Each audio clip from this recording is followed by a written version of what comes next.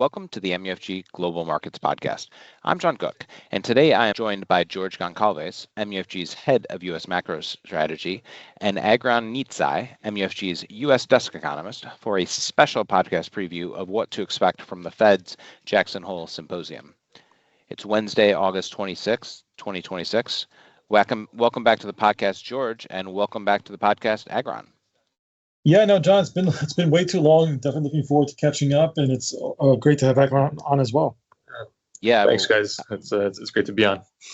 Yeah, we'll echo both of those sentiments, George. Hopefully, we can get back to a regular cadence here. So George and Agron, given you guys as a team have and the team rather have covered a lot of ground in the macro strategy Jackson Hole preview entitled "A Pit Stop on the Path to No Hikes." Why don't we start by breaking down the piece for our listeners after we hear from Chair Warsh on Friday and the macro thinking around that and the market implications. Yeah, sounds good, John. Let's go. Okay, let's start with the big picture, George. As was outlined in the piece, you see three potential scenarios that Warsh can take when delivering his opening remarks. Clearly laid out in the piece, but again, let's go over them for our listeners. And incidentally, this will be Warsh's first keynote speech at the Jackson Hole Symposium. But what are you looking for on Friday, and what are the risks that you see around those three scenarios that you've laid out? Perhaps let's say that he doesn't do one of those scenarios or he veers a little bit. Talk that through for our listeners. Specific to the event that lies ahead of us, we see three potential kind of option scenarios of many options. And we just wanted to kind of distill them into three possible sort of outcomes. One, which has been what we've been kind of seeing a lot in the last couple times that Chair Warsh has spoken. He's kind of kept his views close to the vest around what is his reaction function. And even at the press conference in July, he did mention that he's not clear what sort of speech he was going to give, either some sort of medium-term outlook or what to look for in the next couple of quarters. And by now, I'm sure the speech has been written and prepared. So we're going to find out, did he take the option of, a more longer-term shelf life piece? The symposium is geared around digital payments and the evolution thereof and the interaction with monetary policy. He can strictly just kind of stay focused on the digital side of the conversation. And that would be a disappointment for the markets. That's option one. We don't think he's going to do that, but it's clearly always a possibility, given that he's been kind of hesitant on giving forward guidance. Or he could take what we kind of suggest is more of a balanced, neutral approach, speak about the topics that are germane to the conference, like digital, but then transition towards the end and say let's turn our attention to kind of current events and and macro conditions and rates. I think that's more likely what he'll do, and just kind of give some sort of latest thinking and context of what's happening, and how to think about recent developments in the economy. That's our kind of option two. And then option three is what the wish list, what the markets want, which is he kind of flips the script and goes and really explains how things are evolving around the task forces, really provides updates, metrics that they're starting to capture, how things are evolving, and how that's going to help modernize the Fed. And that would be what the markets want. We don't think that's going to happen, but it's obviously a possibility. So those are the three kind of big potential options that Warsh may choose to kind of deliver the message on Friday. So just to get a little bit more specific there. So I get that he doesn't want to give us forward guidance, and I'm kind of okay with that. Forward guidance was introduced when rates were really low and they needed to sort of make financial conditions more accommodative by kind of talking down the rest of the curve. But isn't it reasonable to expect him to kind of really go through the thought process, which again sounds a little bit more like your option three, but you're not necessarily expecting that. So why would he be reluctant to talk about not the outcome, but the process? I think because he's very much a data-centric individual and process-oriented, and the fact that the task forces are in place, maybe he doesn't want to presume what the end goal will look like and the outcome thereof, and so he doesn't want to. So he doesn't want to like front run the conclusion of the task force. Said another way. Yeah, something to that effect, and of course, like he's the chair of the Fed FOMC, and also I think would not want to kind of like set that agenda at this stage, considering that there's a meeting only a couple of weeks away. So I think he would probably want to not kind of tee up anything or dispel either yay or nay on what will happen next. So I think he would probably want to just keep it very high level, give some updates, maybe introduce some elements of what the task force is coming back with. There is there's been in the minutes a focus around the balance sheet, and that's something that he's been really focused on over the years. He's mentioned potentially looking at different measures of inflation, like trim mean and median PCE. He could even go into the idea around the Fed has really three mandates on like long-term rates also being stable. Like he could do all those things. We just don't think that he would want to broach those topics at this point. Okay. Maybe we can talk about market implications for some of those scenarios a little bit later. But for now, let's pivot to Agron. So also in the piece, there's a macro section. I think, to briefly summarize, I think our view is that the data has softened at the margin. And so there's not a compelling case to make that the Fed should hike at the upcoming meeting in September. I don't know if I know a lot of people who disagree with that, although I think I know some market participants who are fearful that the Fed might do that. Talk us through that. Yeah, that's exactly right, John. Basically, since the last FOMC meeting, the data has largely not been in support of hikes or just in general more aggressive monetary policy. When it comes to the consumer, we saw a pronounced pullback on spending in July. We saw that in the retail sales report. We saw that in the more comprehensive PCE data. Now, granted, some of that weakness can be attributed to some of the seasonality issues related to Prime Day, but even if we kind of smooth that out, the general trend is still the same. As more and more of the tax refunds get spent, we can expect a continued slowdown in consumption. On the labor front, it is a bit of a mixed picture. We keep hearing the term balanced being used to describe it, and that is an appropriate term given how low the unemployment rate is. But I would describe it as more of a fragile balance. The 3-month moving average for non-farm payrolls has fallen to just 20,000, and this is down from around 140,000 back around May. And it really hasn't nudged up even a bit if you look at the job finding rate. So overall, even though we do have this supply and demand balance, which is keeping the unemployment rate relatively low, we don't necessarily see this as this robust expanding labor market that some of the more hawkish members on the FOMC were pointing to earlier in this year. So yes, the labor market is not flashing red, but we don't think it's stable enough to withstand another hiking cycle.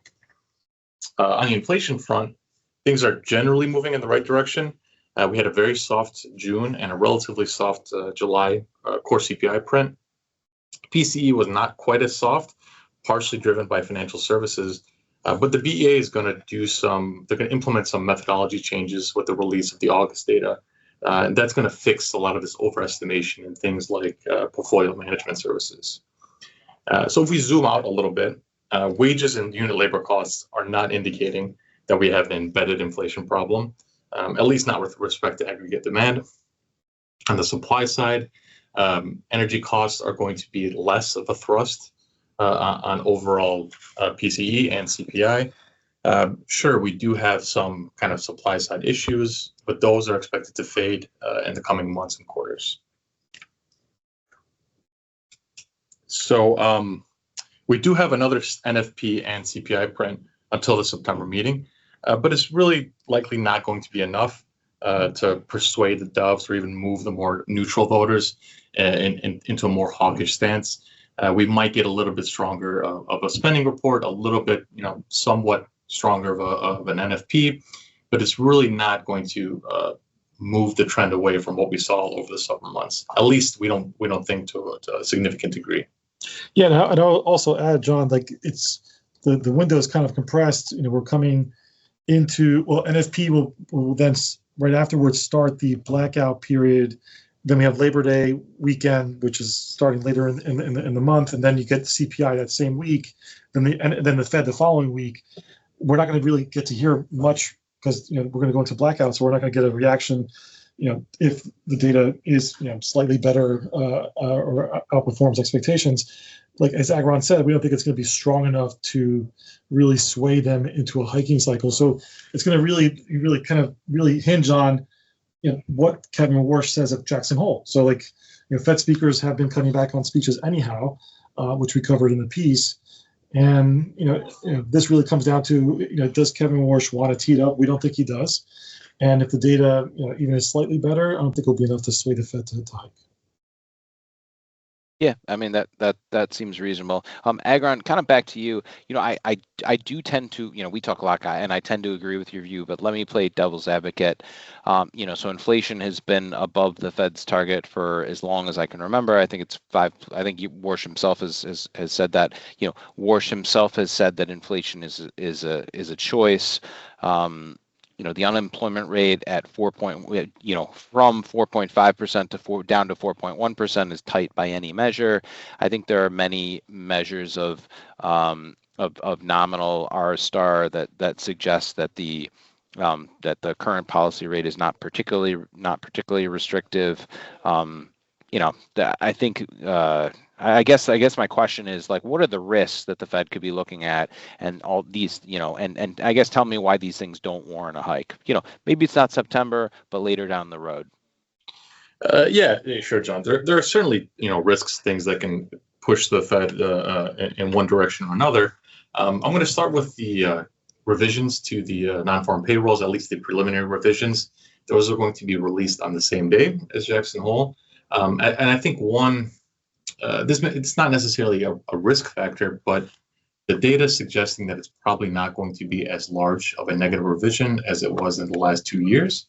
The data, non-farm payrolls and QCW employment growth has largely been in line with each other from the April 2025 up until Q4 of 2025. So far, that's the data we have available. So that's certainly not going to be, I guess, a headwind in that sense that will keep rates on hold.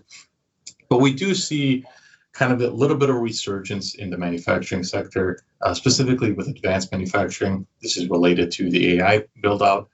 This is also related to the defense sector. But in general, more advanced manufacturing is seeing a bit of a kind of a renewed resurgence in the United States.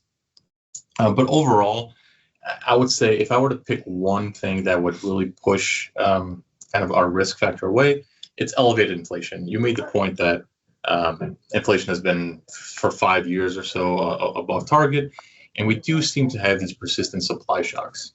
Now, if these don't fade as quickly as we expect them to, or if we just continue to experience new supply shocks in one way or another, this can keep price growth elevated longer than we would otherwise think. And this is something that can also kind of push the FOMC potentially in one way and make them a little bit more hawkish than they otherwise would be.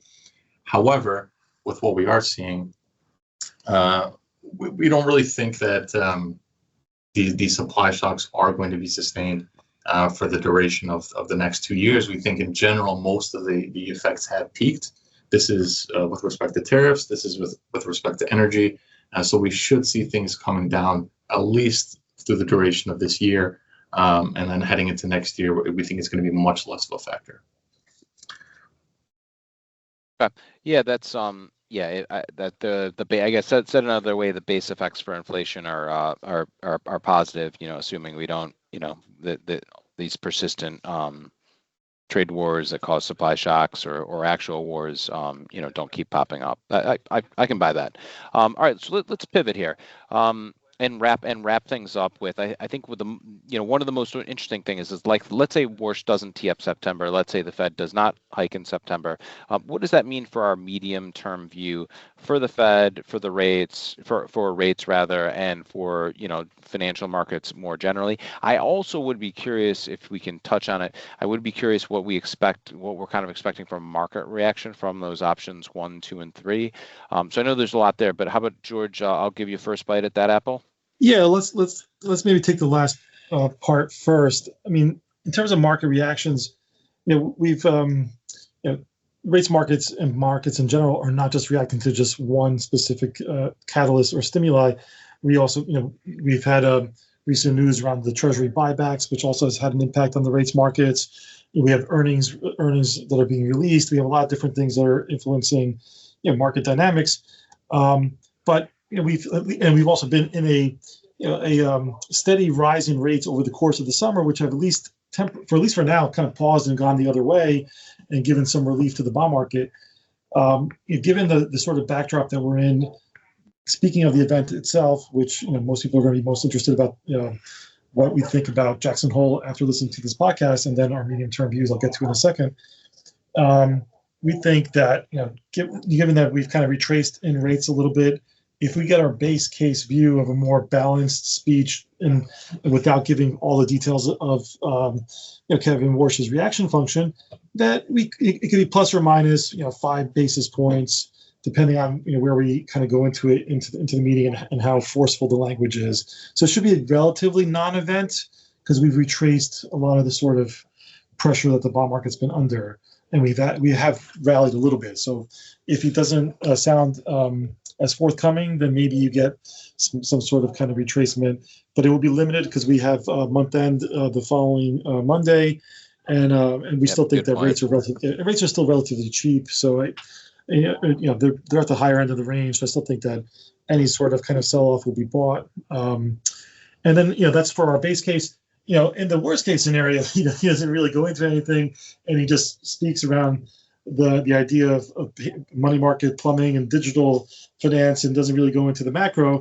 I think you get a decent bear steepening. I think that in general the curve might just parallel shift higher with a bias towards long-term rates, because that's where most of the pain has been. So I think we'll get higher rates across the curve with the back end really suffering the most, because he's not really offering any sort of insights into how he's thinking. And the best case scenario, plus the market wants to potentially test the Treasury's appetite to buy. Yeah, exactly. That's all connected for sure. And then the best case scenario is that we get like some updates on the task force, the metrics that they're looking at, and a kind of really coherent kind of game plan of what the next 3 to 6 months look like as we get more information from the task force. How's that going to potentially help guide the FOMC and help in their thinking about implementing policy? And anything on the balance sheet that suggests that maybe the balance sheet is not that large, and that the balance sheet, adjusted for the economy, is kind of grown into the economy. If he says anything along those lines, the market's going to rally pretty hard, right? So I think if he tempers the balance sheet kind of concerns, talks about the task force are in motion, that'll be like the best case scenario. That's like the immediate reaction. And then our medium-term view, kind of like teeing off the stuff you heard from Agron, that what would make us change our view. For those that know our view, we've been much more on the dovish side, thinking that neutral is actually either for now short-term neutral is probably within reason, but we think the long-term neutral is still lower. There's still a lot of debt in the system, and the consumer is kind of feeling most of this, and the job growth is not there. So among other reasons why we think that rates should be slightly lower, but we push forward our kind of rate expectations into 2027 in terms of easing, and for us to change our view to not see them cut and or hike, you would need to see, like as Agron described, an increase in inflation expectations, actual inflation rising, and a jobs market that turns around, maybe on the back of some of this manufacturing renaissance that's happening in the U.S. Like if that were to happen, then we can maybe see a scenario where the Fed hikes. But if they're hiking, they're not going to just hike once. They're going to hike at least 2 times. I mean, if this idea of this one and done idea, we don't subscribe to that. So if they're going to either adjust policy in either direction, they're going to either do it at least two times. Either going to hike 50 or they're going to cut 50, depending on the conditions. And that's what makes it kind of challenging. And I think because of that uncertainty, we think they're not going to hike in September. But all that's going to happen is the market's going to push forward those rate hike expectations to December. So unless the economy becomes weaker in December, the market's going to still price in the chance of a hike at the end of the year. But they're going to keep doing that iterative process until either the economy gets weaker, or if it gets stronger, then they're going to price in more hikes, right? So I think that sort of bias.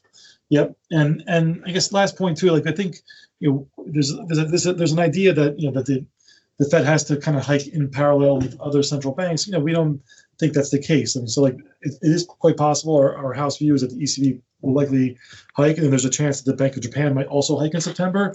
But we don't think that the Fed has to go along with it, and that they'll probably hike. If they do hike, it would be later in the year if the conditions are there for it. But for now, we think that between the midterms and between the given trajectory of the economy, and that's not strong enough in our view to kind of sustain a hiking cycle at this point, we think it would be later, not sooner. All right. Great stuff, gents. So I guess why don't we close it there? Thank you.